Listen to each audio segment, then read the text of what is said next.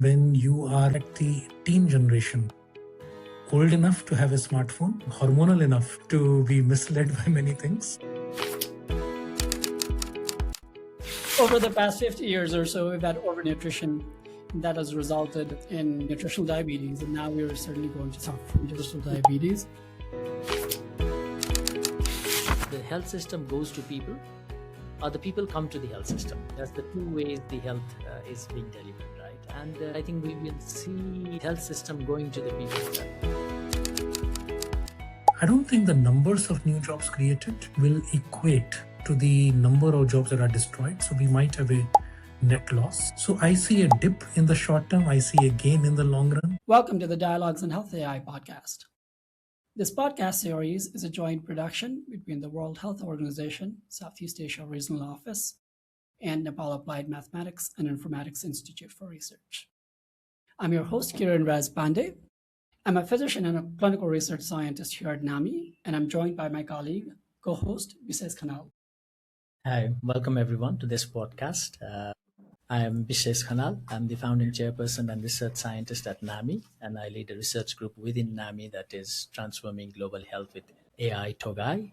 Very brief about NAAMII. It's a multidisciplinary AI center of excellence founded by a young group of scientists, a young group of PhD students at that time, mostly and a medical doctor in 2018, with the vision of building excellence center in extreme low resource settings. And we started with the one in Nepal. It works on very broad topics in different topics in AI across different autonomous research groups, and is effectively building an ecosystem of knowledge generation, dissemination, and translation through the innovation ecosystem.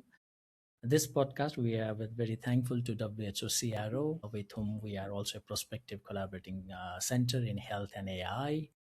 And with this podcast, NAAMII and WHO SEARO, we are jointly doing this podcast. Very glad to have the first session today. I give Kiran to introduce our guest today. Yeah, I'll love to introduce our guest, but before I do that, let me lay out why we're doing what we're doing with this podcast. This is more of a dialogue and a conversation with thought leaders, academics and researchers, policymakers and practitioners at the intersection of health and artificial intelligence, with a view to advancing health services delivery and hopefully health outcomes in the SEARO region and beyond. And we have the exact kind of guest who would be able to lay out a big idea for us for our inaugural episode today. Our first guest is Professor Anurag Agrawal. Anurag Agrawal is the Dean of Biosciences and Health Research at Ashoka University in India. He's also the head of the Koita Center for Digital Health at Ashoka University. Anurag, welcome to the show. My pleasure to be here. Thank you so much for inviting me. Thank you.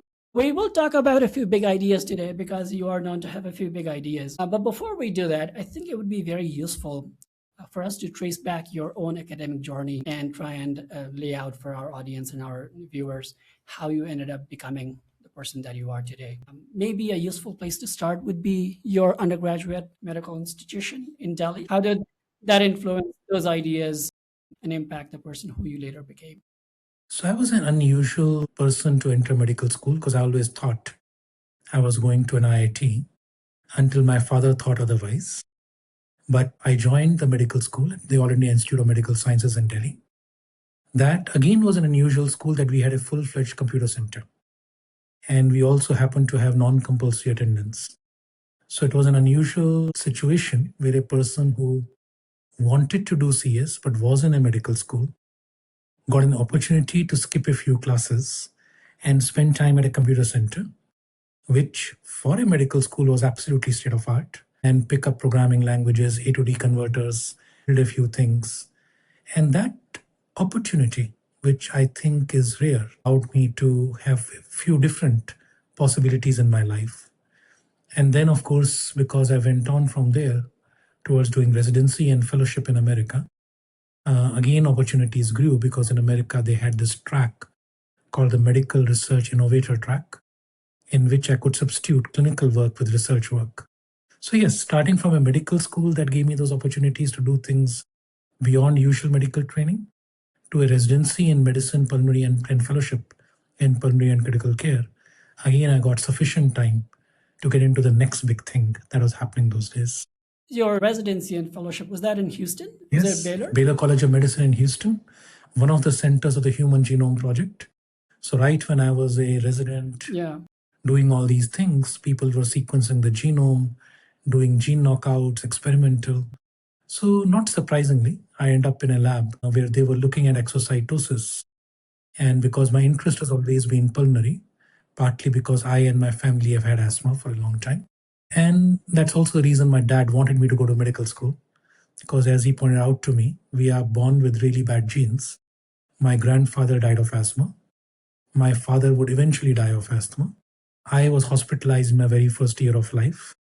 He told me that given how bad your genes are, your kids will also have asthma. Medicine requires a license, computers don't. First, go get it. That way, you can at least take care of your own, then get into everything that you want to do. So, mucus secretion, blockages in the lungs are such an important part of fetal asthma. So, got into mast cell and mucus exocytosis, started cloning genes, knocking things out, looking at the data coming out on the human side. And obviously, genomics was a great convergence of a computational bent of mind, but training in medicine. So you're in Houston toward the end of the 90s, early 2000s. Was it right around when the Human Genome Project was going on? Absolutely. So we pretty much finished my fellowship.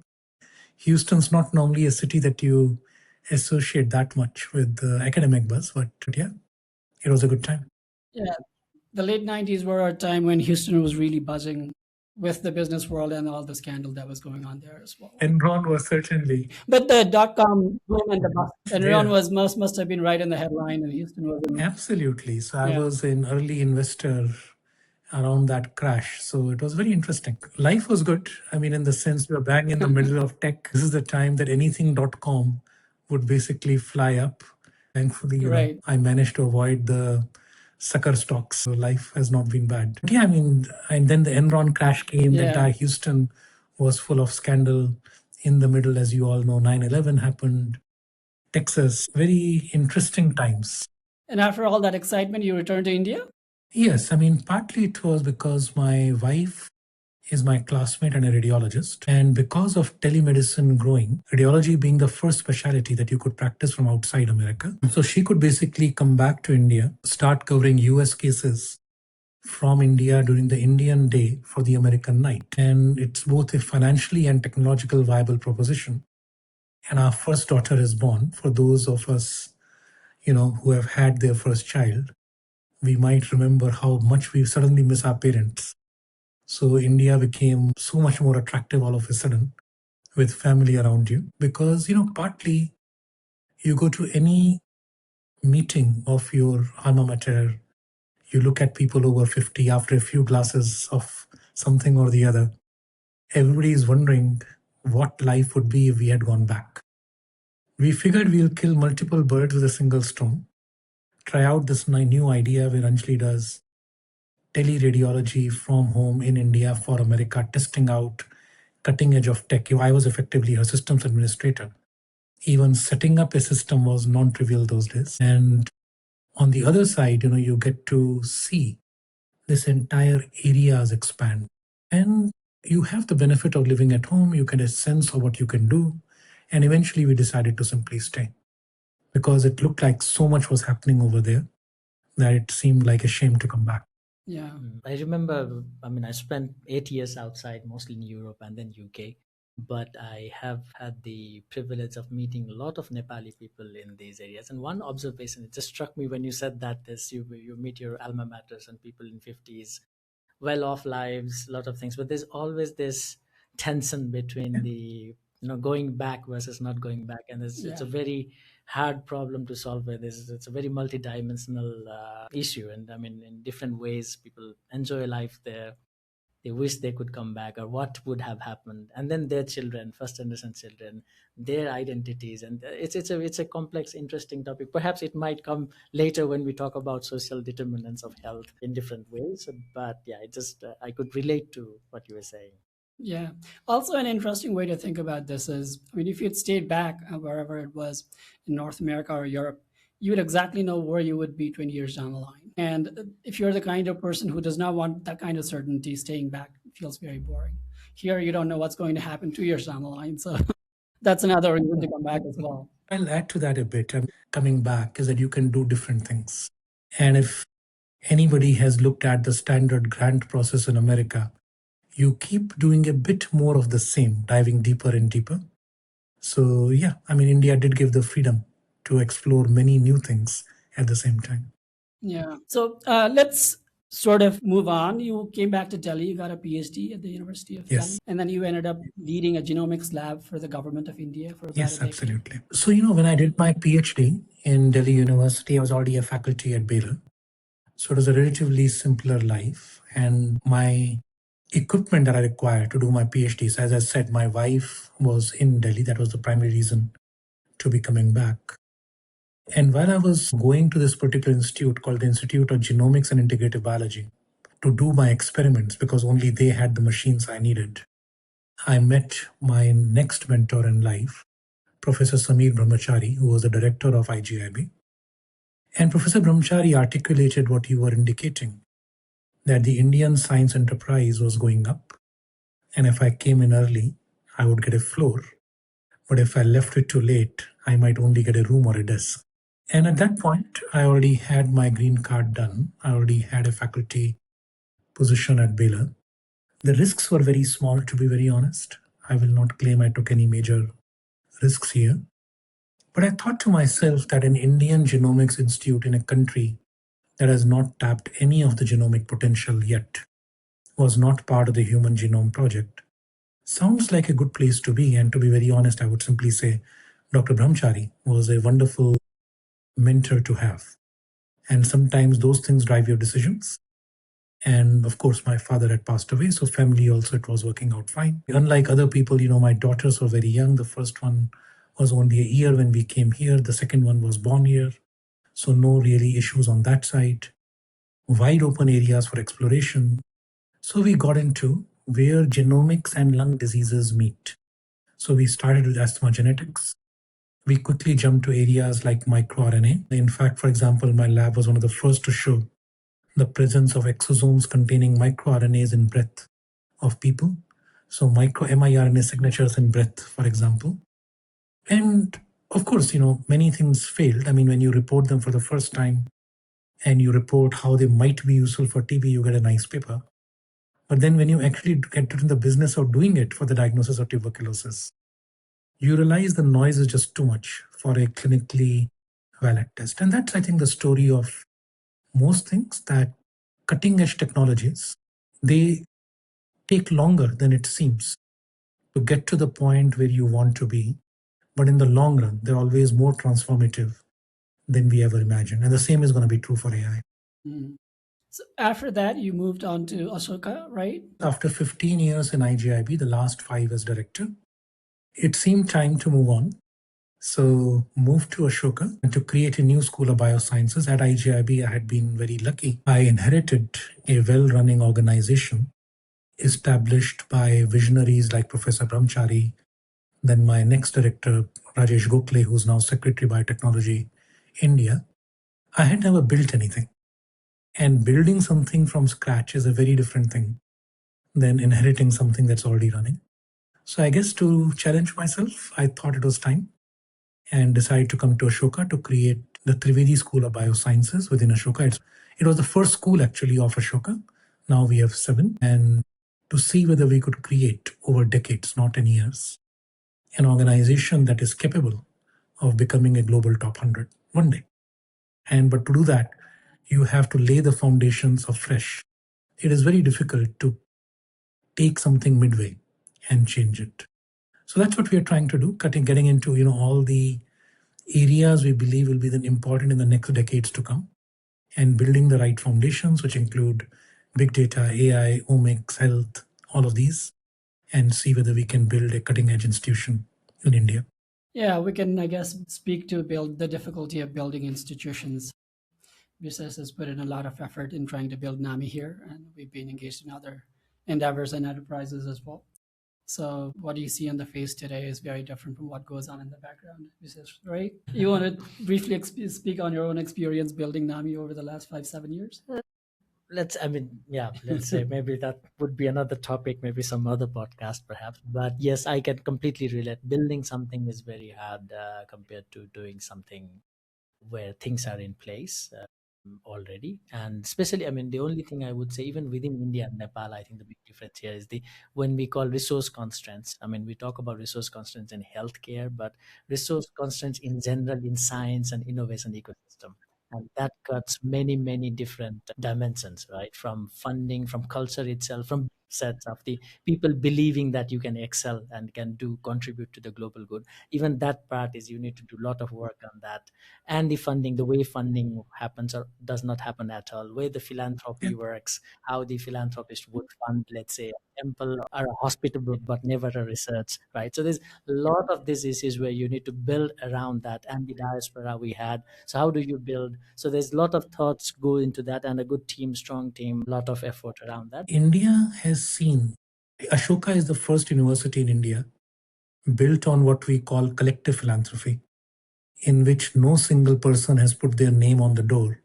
So Ashoka University is on Emperor Ashoka, who is a symbol in India. And by no one putting their name on the door, it became open to multiple philanthropists. So resource limitation was something, thankfully, the people who built Ashoka before me, it started in 2014, and I joined in 2022. So in those 8 years, they took care of the resource problems, which is absolutely, as you said, critical thing.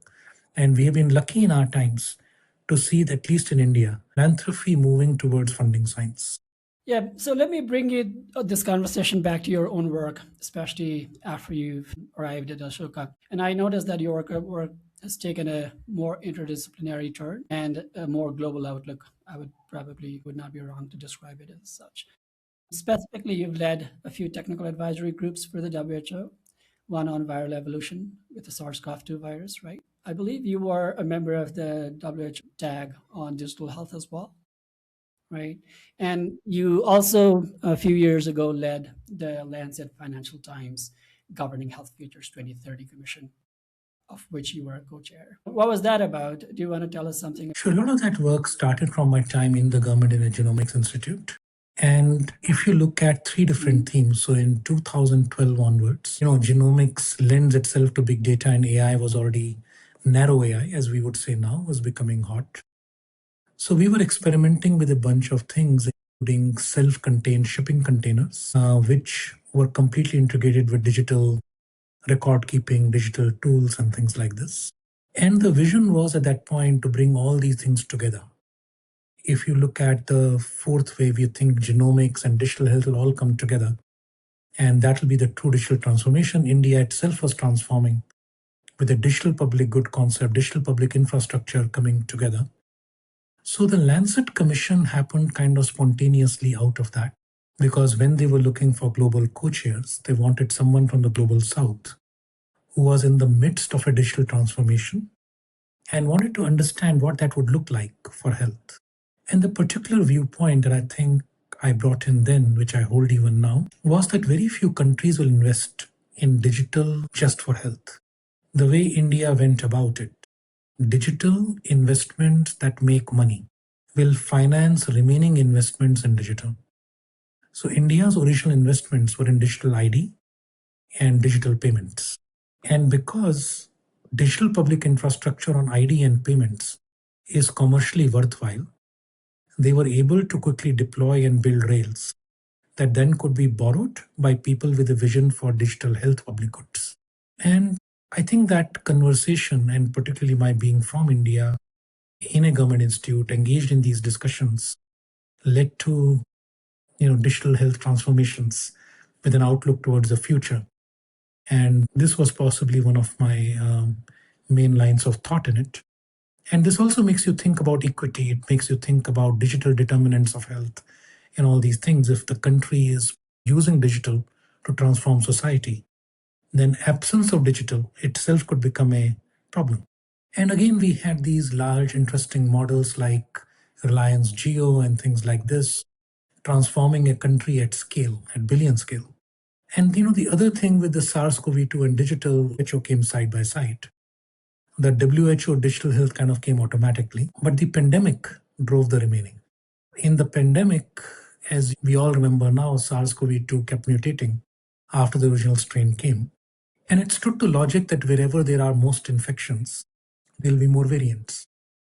It was only a matter of time, I guess, before India produced a variant that was, basically able to swarm the world, for lack of a better word. So when Delta hit India, I was bang in the thick of things, being the director of a genomics institute, doing a lot of the sequencing for India, a founding member of what is called INSACOG, basically an alliance of multiple labs across the country to sequence the virus. And as chance would have it, we were amongst the first to see the sequences of the Delta virus, publish it, inform the WHO, and I suspect that led to a decision at WHO to have me as a member of the TAG VE initially, and then later as chair. And then, of course, I stayed through it while still in the government through Omicron, where we again saw a hugely genomically mutated virus. But of course, this one did not take as much damage as the previous ones did.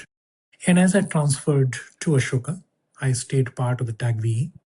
But at this point, my interest had shifted more towards, can we see what is going to happen using very large amounts of data before it actually happens? Because, with the Delta, the lead time wasn't that much. It's only when the infections start rising, you get the samples, then you sequence, then you think, you correlate clinically. By the time you do everything, you maybe had 3 weeks, 4 weeks lead time to make an intervention. Can you have months? Can you pick it up in surveillance? Can you use AI? Can you do other things to increase the lead time?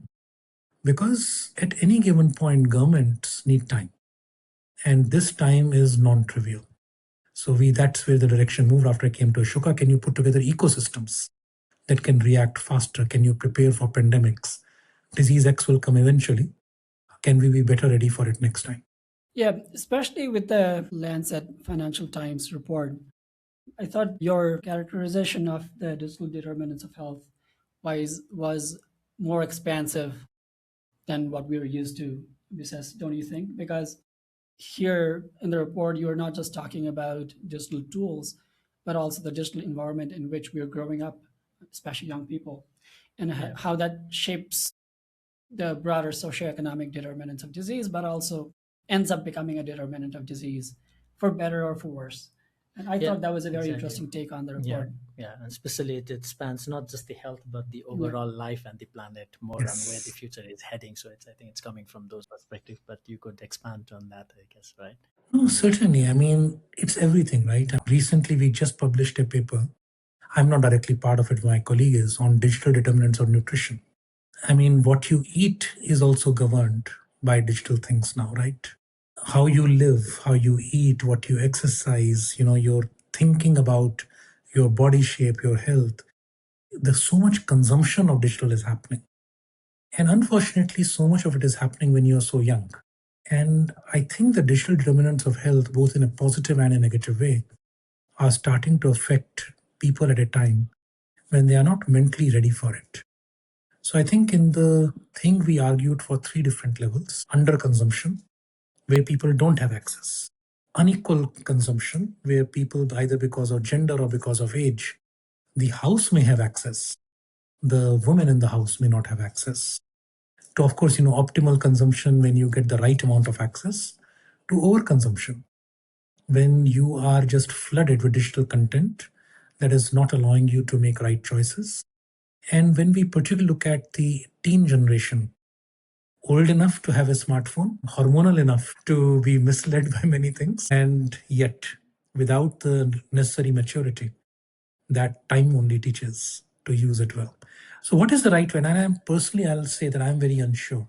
I would not like to project confidence, because one thing that we assume when we talk about digital being not good and students being protected from it, we are again thinking West, where everything is good in the physical world. So for example, to say that you should not be using digital content for your education implies that you're talking that there is a analog high quality school that the person is going to with a good quality teacher. So India in particular, I guess, offers many of these heterogeneities, where some of us would be thinking of the potential for digital to give high quality educational content to students, even in school. Yet at the same time, be thinking about how to protect them from other kinds of exposures that may be unwarranted at the time. It's going to be a very complex thinking, and I'm sure there'll be no simple way, but it's something we have to think about. Just the fact it is difficult to solve doesn't mean we shouldn't try. Yeah, definitely. And I think when I was reading through the report briefly, it also came to me. We talk about digital and then the AI a bit, and especially when you say it's true that we're not sure exactly, right? Nobody in the world perhaps can be sure at this moment where the things are heading, especially now when we add the component of also how AI is impacting lives of people across all sectors, how the job workforce and the reorganization of workforces perhaps, and the economy, the production consumer, and the way the relationships happens on how that affects people's daily lives, what they think about, the way they think about their future. So a lot of things might change in the next decade, and this is perhaps a very, I mean, as a scientist, perhaps an exciting times, because there's a lot of things you could try to explore, but also since it's uncertain, you don't know what exactly to do, how to do, kind of situation, right? Yeah, I was having a very similar conversation with a colleague from Kenya a bunch of months ago. And then I suddenly blurted out that all of us are going to suffer from digital diabetes at some point in the future. Over the past 50 years or so, we've had overnutrition, and that has resulted in, I mean, nutritional diabetes. And now we're certainly going to suffer from digital diabetes. I think young people today, the first person they turn to when they have an issue is a digital something. Their first friend is, if not in the digital sphere, it could be a digital thing as well. Even adults, the first person you ask about something is not a person at all. You're going to an AI chatbot and asking something, an opinion about a merchandises bot. And I think that has grave social consequences at some point in the future. And we're not sort of ready for this. I mean, I remember, I mean, there's a nice paper in JAMA that outlined, I think it was a bunch of years ago, that outlined the tremendous growth of diabetes in China that sort of tracked along with prosperity. Over the last 30, 35 years, I think there's been a tenfold increase in diabetes in China. And there's also been a tenfold increase in obesity.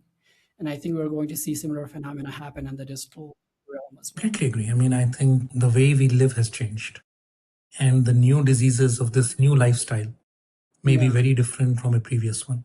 Right. So I guess let's move on a little more toward the topic we want to cover today, specifically on health artificial intelligence. And I think this is a good segue into talking about how we can create value in health AI in our part of the world. I think data comes front and center, right? It would be nice to get both of your opinion on what we can do about sort of creating value on all layers of the AI stack. But I think the one that we have to talk about the most is data specifically. Yeah, and Your data, thoughts? perhaps just before going directly into data, we talked about these uncertainties and where things are heading, and perhaps slightly on the fear side of things. But equally important, I think, is for many countries, for many decades, perhaps for the majority of the world, health access, quality health has been an ambition that is not fulfilled, right? For many people, I mean, people of the world. And there are structural challenges across many dimensions that makes it hard problem. But there is also, I mean, something to get excited about is, I think, AI and the way the technology is evolving, the digital and AI, it's actually making it, if we do it right way, something that is tractable, something that where we can see things done properly, we can actually make quality healthcare access, universal health coverage perhaps possible in many ways, where these things have AI as a power, let's say it's a very powerful tool,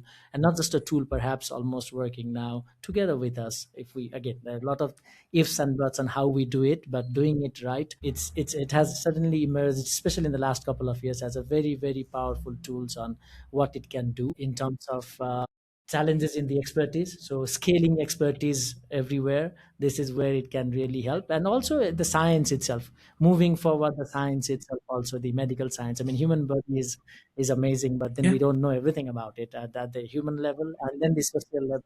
So the both individual health and the public health, both are complex sciences where I think AI will help also. So with that context, where we have this, just like many technologies, the immense potential and the risks, that's, I think, the backdrop. But within that, the data indeed now comes as one of the very important parts of the infrastructure itself, and the data, so the infrastructure side and the governance side perhaps. And governance is, again, as you mentioned in your report also, about it's not one uniform way to look at it, right? There's very diverse opinions, diverse themes, diverse standards, how we look into it, and it reflects the diversity we have in the world in terms of geopolitics, ethics, or the value systems, the relative weight we give to the individual privacy versus the collective good. So a lot of things to unpack around that within the data. But the things you talk about, data envisioning solidarity-based governance, it's a very interesting term, and with a solidarity-based governance and the data. Certainly.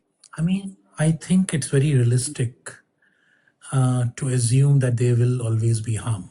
You cannot have anything with no harm. In fact, you can't even have a drug with no side effects. So we brought out the solidarity piece kind of as a thinking that yes, there will be some harm. Trying to say that we will fix governance in such a way that there'll be zero risk to privacy and so on doesn't make sense. And also there's a certain degree of unfairness to it, because if you ask people who owns the data, you could argue that a person owns their data. But on the other hand, it's not like ownership of a house where only one person can live in it at one time. What you're really trying to say is a person owns their data to the extent that nobody else should be using that data against them. So that's more of a harm concept as opposed to an ownership concept. So solidarity brings it together. That we understand that our data might be used by others for public good. Others understand that this use of our data should not be used for our harm. And as long as both parties have this clear understanding that data can be used for public good while protecting against individual harm, it is a good way of using the data. And this is the part where even we, the commissioners, probably diverge a little. Some people play a very high emphasis on consent architectures, in which every piece of data about me must be formally consented before I use it. People like me would say it's a use case architecture. If the type of use is unlikely to result in harm, well, consent will simply slow things down. In fact, the most de-identified pieces of my data cannot be traced back to me for consent anyway. And taking a perpetual all kinds of consent from me is anyway a bad idea. So this entire system has to build around a principle, and that principle is solidarity. And one thing in my mind, particularly coming from a genomics institute, was that a genome is a meaningless piece of data unless you were to compare it to other people's genomes. It's a very big, very meaningless piece of data without reference. So everybody who has had their genome sequenced is going to benefit from access to other people's genomes. So it's almost, required for genomic data to be made available for global good, because as you said a few minutes ago, discovery about the human body, how things work, is going to drive the next frontier of science. And genomes, other omes will be part of it. So that's where I was particularly coming from when I was thinking about solidarity. What interests me, and also, I've been thinking about this question a lot recently around when you talked about the data and which lens people use. So you mentioned the consent architecture and then the harm use case architecture. In terms of it doesn't do harm would be the premise, where perhaps I feel like there is a third premise which we perhaps could explore and will come more and more. It's more from the political economy or the global economy perspective on in terms of the benefits of those data, and especially now when you can get this large amount of data and build big corporations. It's more coming from the fairness principle, let's say, in terms of we have a lot of data if it's the gold.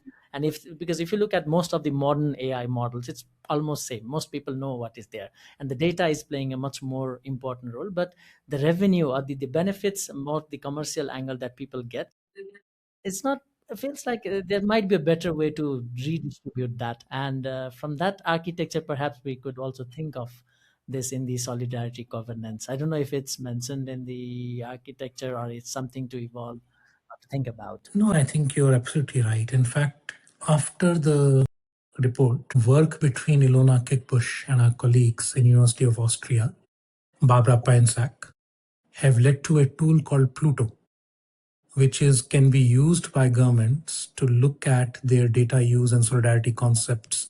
What should be allowed, what should not be allowed. There's a separate paper by Kickbush and Peinsack after that. exactly on the lines of from a political economy, social economy point of view, what is the worth of data? So if you think of it as a 2 by 2 grid, what is the risk? What is the benefit to the public? Something that is low risk, high benefit is an allowed use. Something that is high risk and low benefit clearly should be banned. And one should always think about it in the larger political, social contexts, not just to the individual. I completely agree with you on that.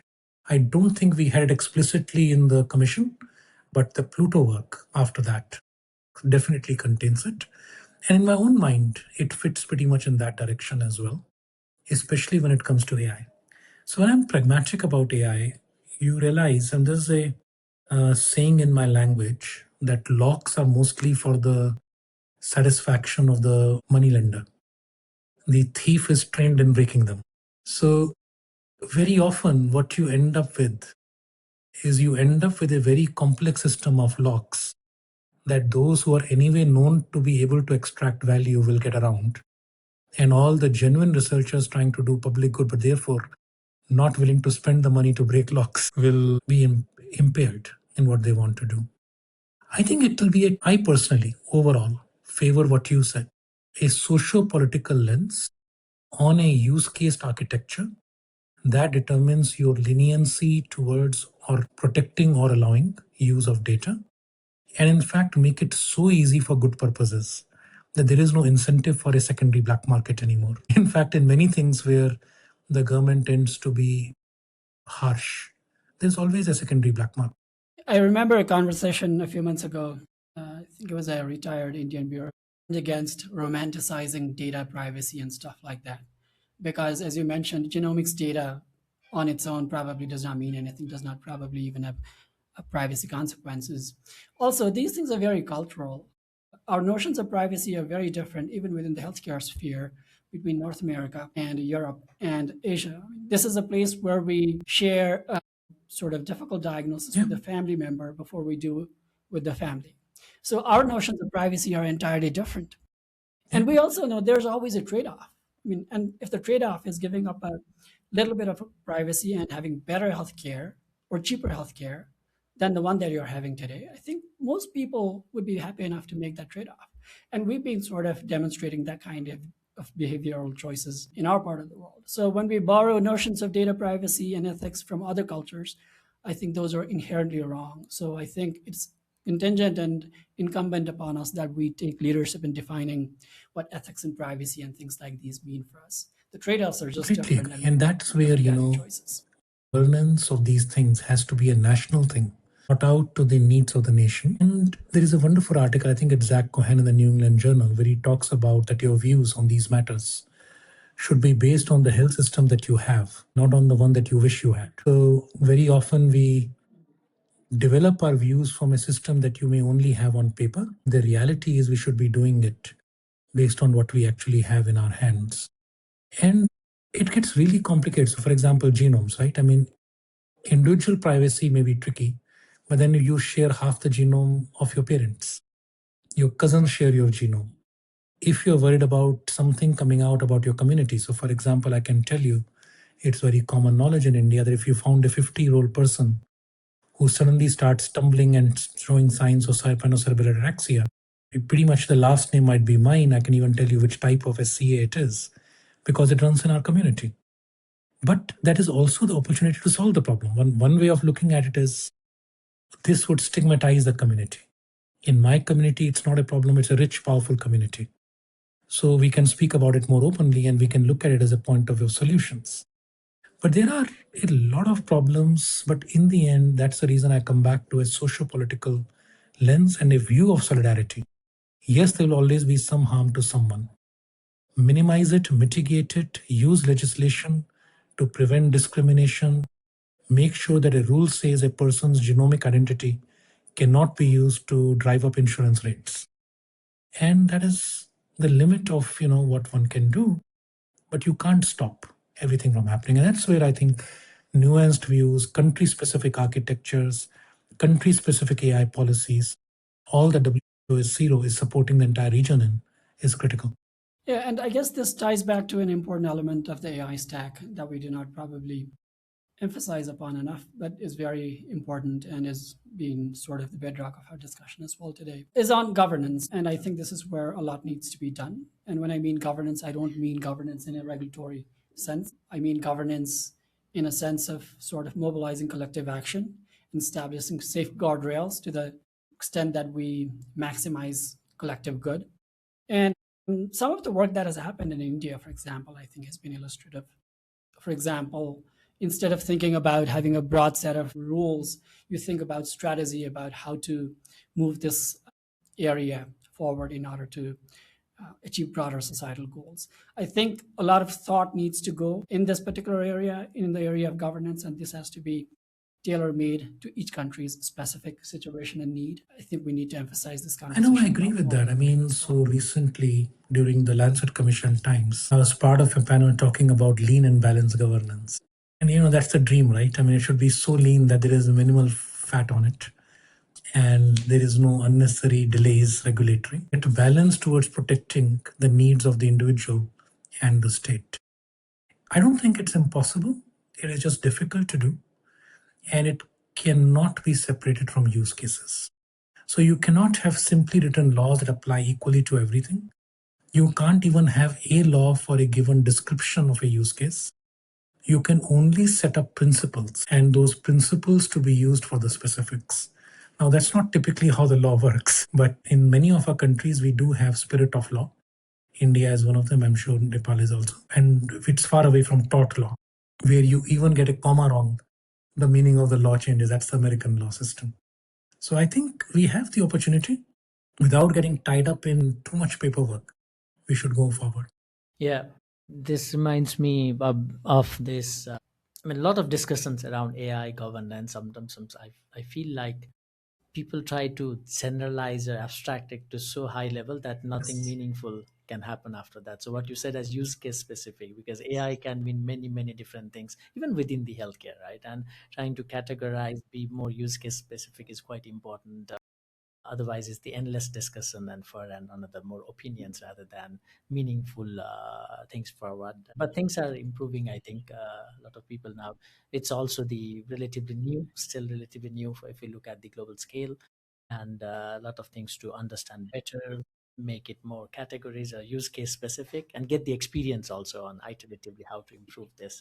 It's definitely now from the data side. I think the other piece around digital infrastructure, especially with the AI in mind, is around this large size models and how people see infrastructure, the value, the need for infrastructure before you can deliver, the dependence for various countries if they cannot have big infrastructures. Seems there are two things going on. One is definitely at this point, a lot of things depend on this, especially if we look at large language models or foundation models that are very powerful but needing huge amount of computing resources.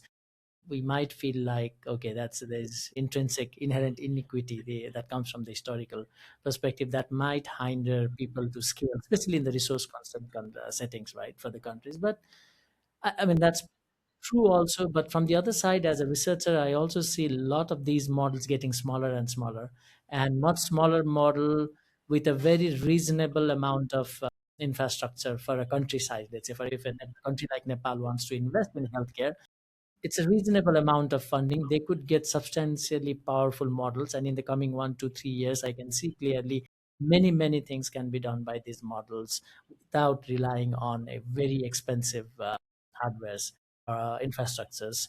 And the other good thing about AI ecosystem I see is the democratization of knowledge.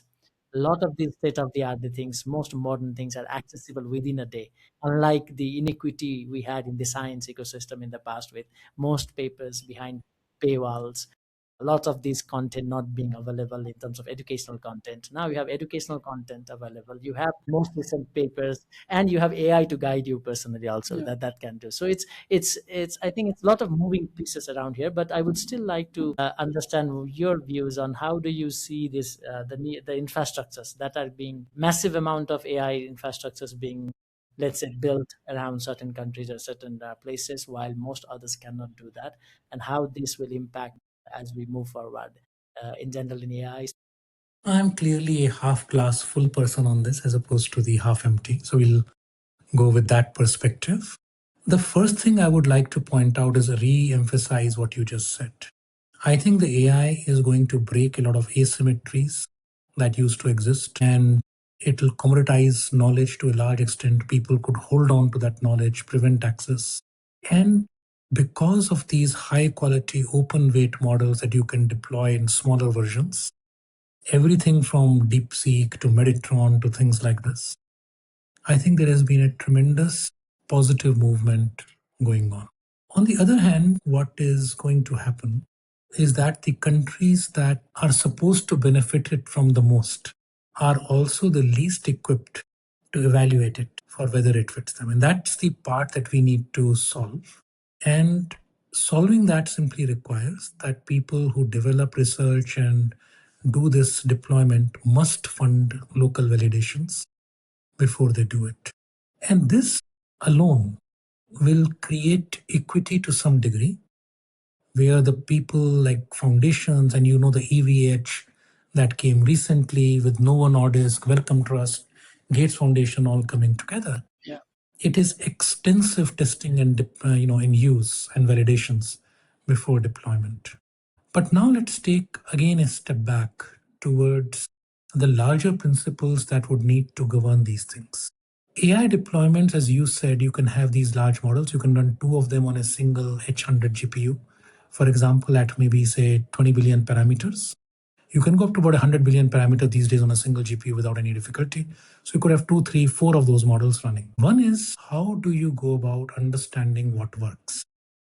Very tricky.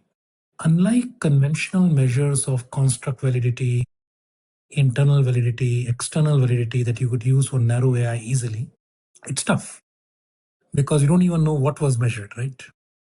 But on the same time, you cannot say that these new areas are exempt from that. It simply is the larger problem, but at a larger scale.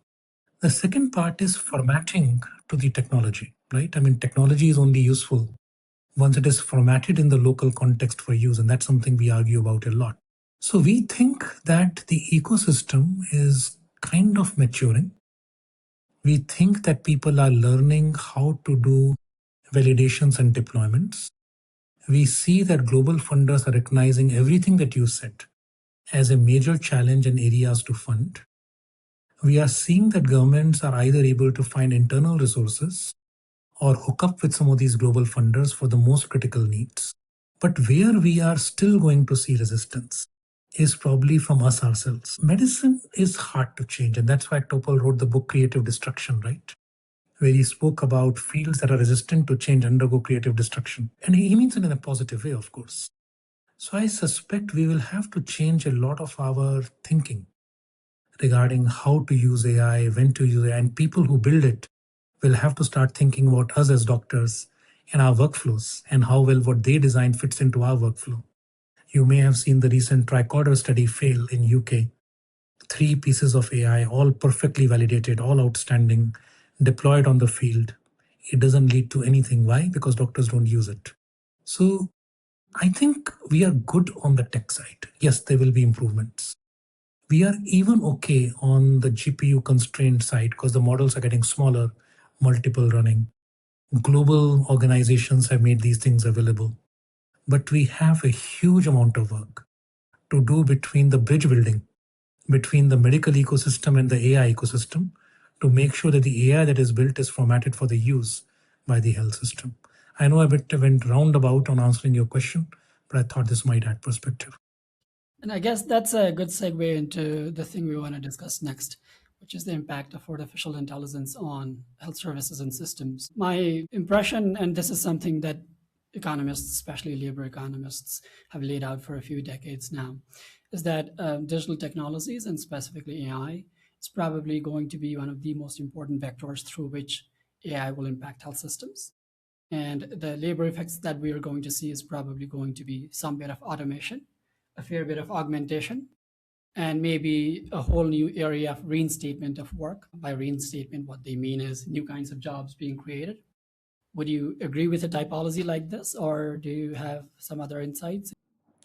So my guiding force amongst multiple people with multiple views, and also based on my own experience of using Claude extensively these days, and GPT with paid versions, of course, is that anybody whose job can be entirely done sitting on a computer is somewhat at risk unless the job is so critical that an error would create catastrophic problems down the line, and therefore they will still be sitting at their seat, overseeing and checking the work of the AI. But there are many people whose jobs on a computer may not be in that criticality, or where all their outputs are anyway supposed to be fed forward to someone else to oversee. So there will be job loss. I have no doubt in my mind regarding job loss. But on the other hand, health is not the place where there will be massive job loss, because in the end, we are still working a lot with our hands in healthcare systems. The feet are walking, the hands are thinking, the eyes are seeing. So far, we don't have that available. And of course, the surgeons are operating. We'll come to robotics much, much later, much later. But there is an even larger philosophy that I think we need to hook into over here, which is what you talked about, the new job creation, the readiness and things. I don't think the numbers of new jobs created will equate to the number of jobs that are destroyed. So we might have a net loss, but there will be plenty of new opportunities of people to use AI to do bigger things that can't be done today, that will then create the new industries and new jobs that we can't even imagine today. So I see a dip in the short term, I see a gain in the long run, and I'm always reminded when I'm in doubt, think back to Star Trek. Dr. Spock was still seeing patients after the tricorder was making all the diagnoses. So he still had to hold people's hands. And I will add one last thing. AI, if we see it as a catalyst, which many people use, right? Remember what a catalyst does. It gets you there faster, but it doesn't change the actual reaction mix. So if you want to change the final reaction output, a catalyst is not enough. You're going to have to invest in the actual human brick and mortar, real physical things in the physical world, because babies are still going to come out the usual way in a usual place, no matter how much AI you have. Because you've thought a fair bit about this as well. You've worked a fair bit. What are your impressions on this? You've laid out your ideas around task shifting and how that could be useful in healthcare. What do you think about this?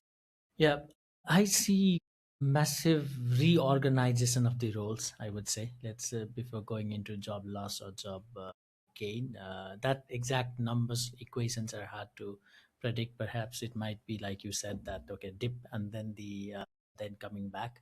The exact transient dynamics is hard to predict, but a lot depends also on the how health systems are being transformed, how consciously or the interventions at the national level, at the regional level, from the health systems perspective, what is being done. So there are other things that will have an impact on that, I think, in terms of the regulations or the way we train people, like the next generation of health professionals, how we see at systems level. And but what I see in terms of task shifting in a broader including task shifting, where what we call as AI powered task shifting is more of from the broader terms. If we look at health systems, so the way I see is we either the health system goes to people or the people come to the health system. That's the two ways the health is being delivered, right? And more and more, I think we will see the attempts towards health system going to the people, so that so from the wearables to perhaps there will be ATM like machines that can take a lot of things, so that people at high volume urban areas can go there regularly. So the preventative regime of the health systems, where on those parts where the health system goes to the people through different routes, including wearables or the ATM machines. And this is where I think we have to be slightly careful, because the pace and the way it will come and the incentives around who will build what kind of wearables, how these things will depend on in the existing reality of the social inequity we have. And this is where I have these three pillars, I say, in terms of the health system going to the people. So there's one is, yeah, so a lot of science moving forward, lot of new things being built around wearables will perhaps be accessible to mostly people who can afford that, in terms of continual personalized, highly personalized monitoring of individuals for the preventative healthcare. That's one group of people coverage. The second coverage, I think, what is important for us is around high volume urban centers, where people might not be able to afford these highly personalized, expensive wearables across the body, but in high volume, big malls, big areas where there's ATM like booths, where it can detect a lot of things, take measurement of a lot of things, and people just go and every 6 months or depending on certain frequencies, and then they get measured around this. So it's another way of health system. Then we have these rural areas where what I believe would be the extension of the public health innovations that has happened in the last decades around community health workers, hub and spoke models, task shifting. This is where I think what I call as clinic in a box. So a box where the community health workers would go, have all these handheld ultrasound, EEGs, ECGs, all these devices, and the edge device where the AI models can run.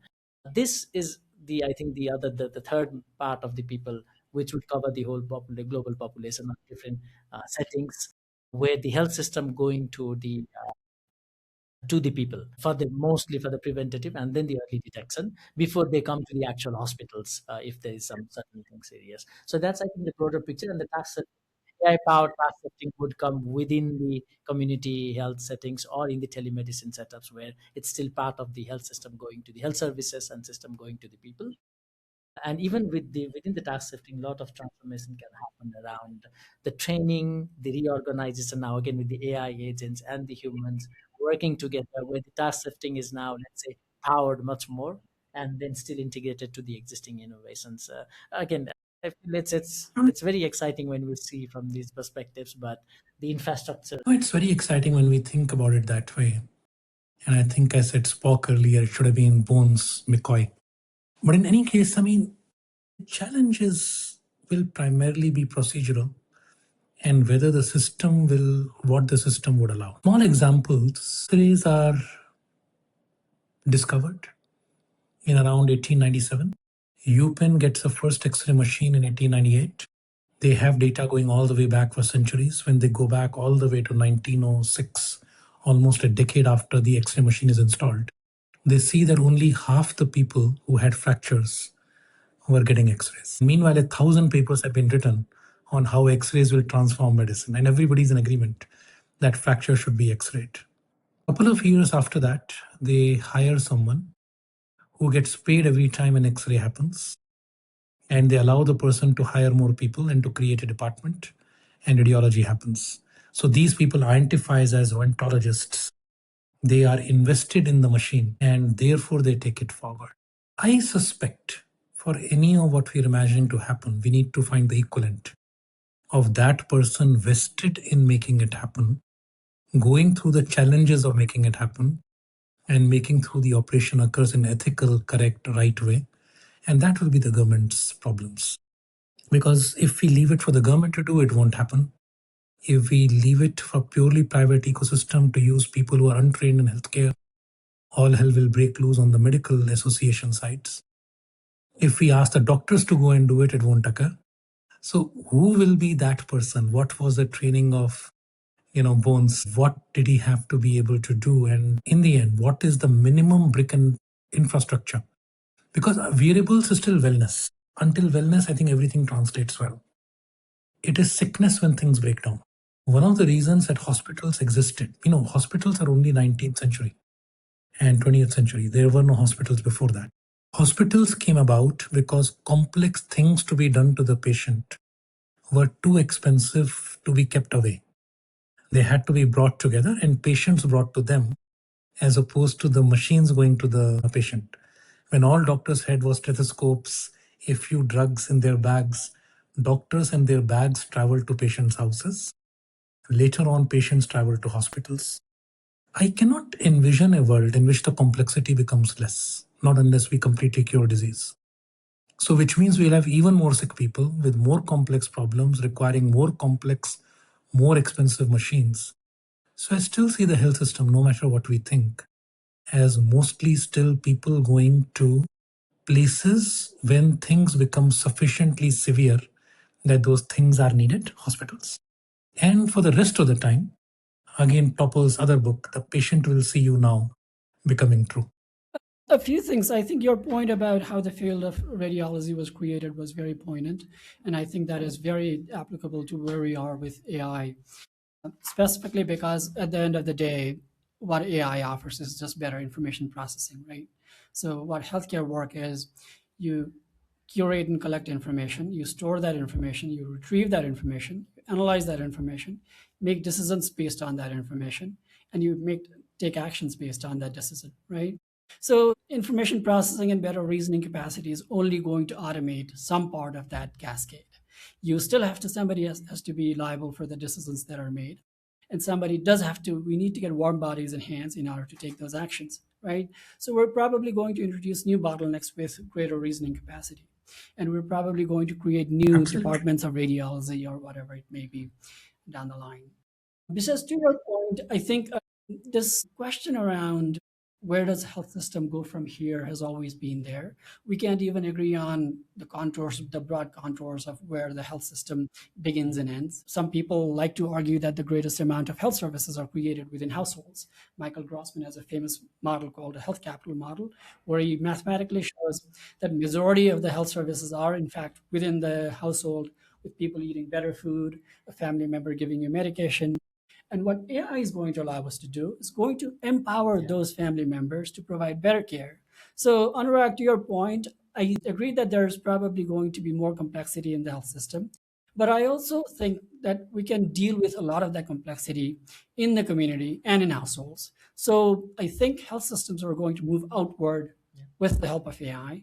So what required a very well-trained doctor to sort of reason through before, now probably can be done by health worker that is not as well trained, for lack of a better term, or meaning that their reasoning needs throughout a complex problem can probably be deferred to the AI, and they can be that warm hand and body that cares for a patient.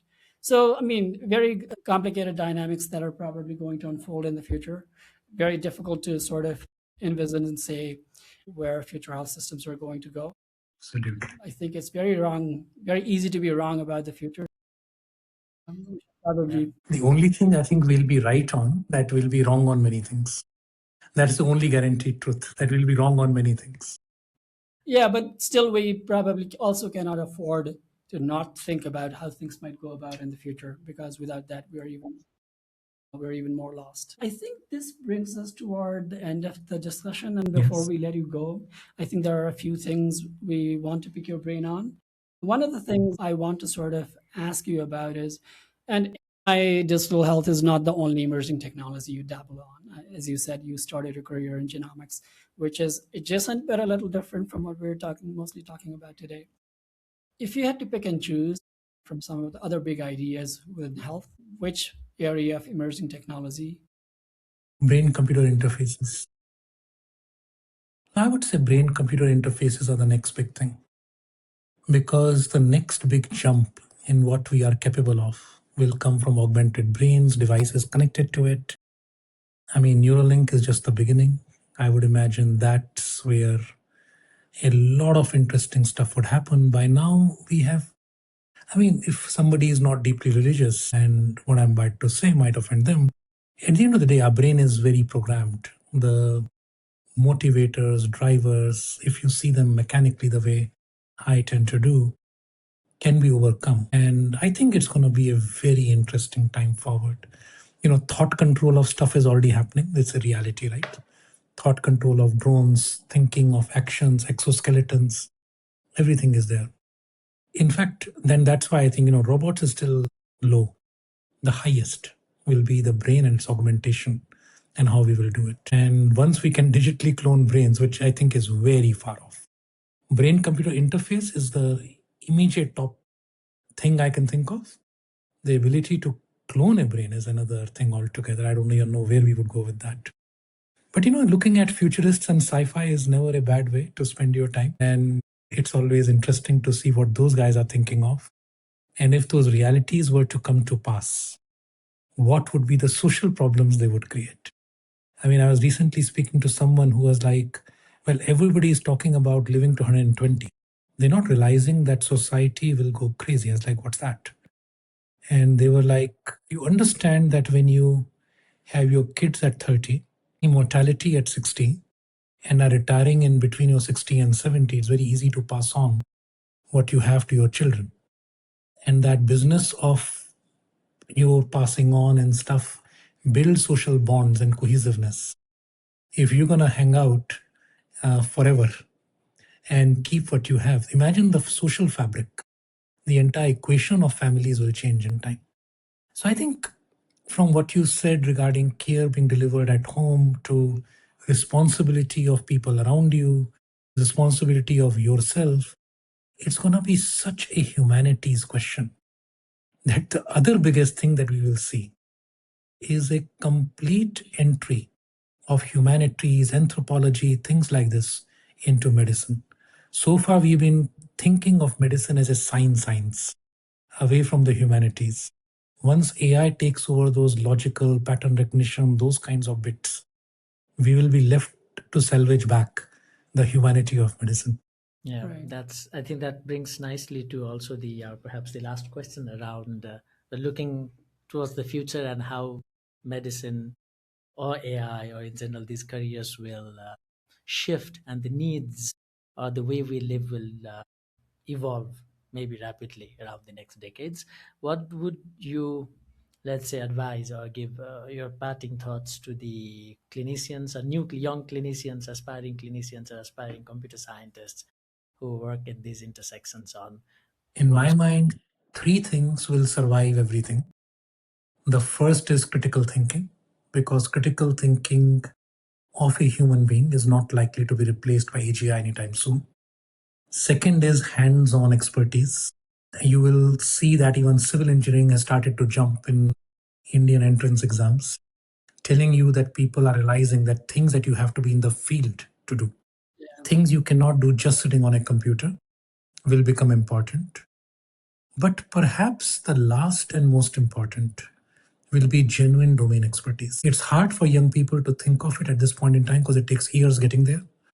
But there is no way anyone is replacing a domain expert, because given current AI architectures, errors will occur and only domain experts will be used to build, train, validate these systems. No harm will come to them if they choose to work hard and genuinely become domain experts.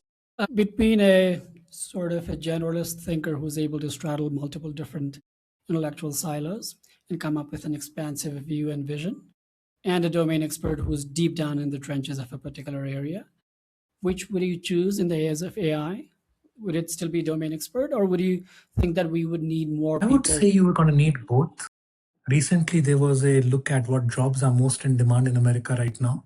It's electricians to wire up all those data centers that people are building. I would say both ends are equally protected. What you don't want to be is in the middle.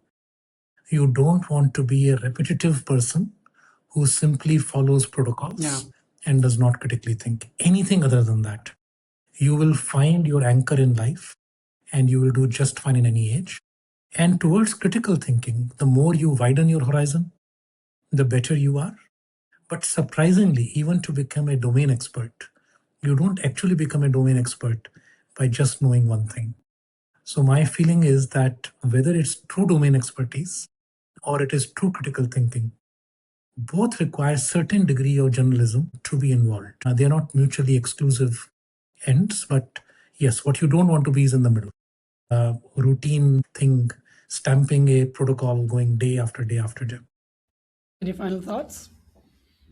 Yeah, I was just thinking beyond computer science or medicine in general for people, it's again uncertain times, but if most things getting automated, especially as you said in the computers, anything to do with sitting in the computer and doing, if these are getting automated, most likely the other scenario is also where there will perhaps be two broad kinds of people where group, I mean, almost maybe similar numbers, where one where they enjoy the digital and the virtual worlds, very excited about whatever is being done, high efficiency, everything, and perhaps the other group who would value more the human experiences, human touch, interactions, and maybe there will be new, I don't know, arts and these kind of things coming back, or people enjoying the nature, enjoying the small community, enjoying human life interaction, and new sets of experiences around those.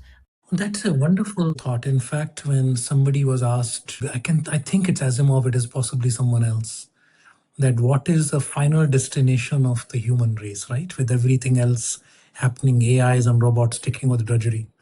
It was leisure and creativity, exactly as you said. You have to spend your time in leisure and being creative and enjoying what only the human brain can enjoy. So yeah, That is hopefully the destination for all of us.